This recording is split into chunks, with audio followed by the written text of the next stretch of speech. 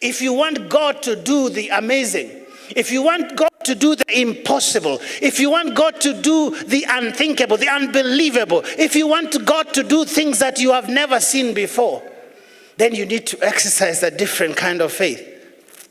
You need to exercise a different kind of faith. It is not the faith of Thomas that you need.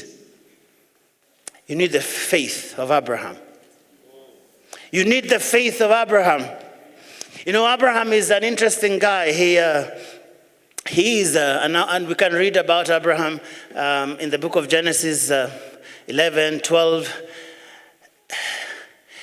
This is a guy who is 75 years old. He is 75 is quite an old man, right? But somehow he's living with his parents. That's apparently how it was in those days. And he's been waiting for a child all these years. One would assume probably he got married in his 20s or 30s, whatever it is. So he's been waiting for a child for 30, 40 years. And then in the midst of all of these things, God says, leave this place and go to a place that I will show you. Now that sounds crazy.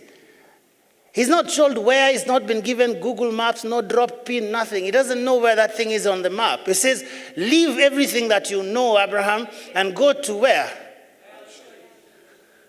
And then he promises that he would make Abraham to a great nation, right?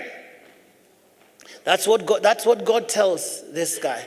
So of course, this guy believes, and he starts going.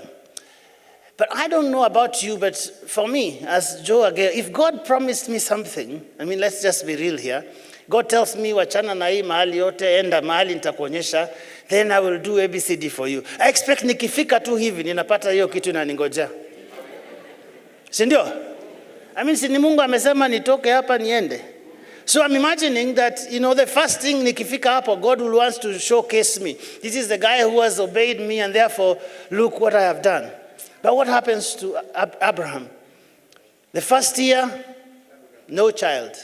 Second, third, fourth, 20, nothing. Even in between, Ishmael comes about, but even Abraham knows that's not the child of promise. Isn't it? It is only after 24 years, because now he's 99, do your math, that God says at such a time as this, next year.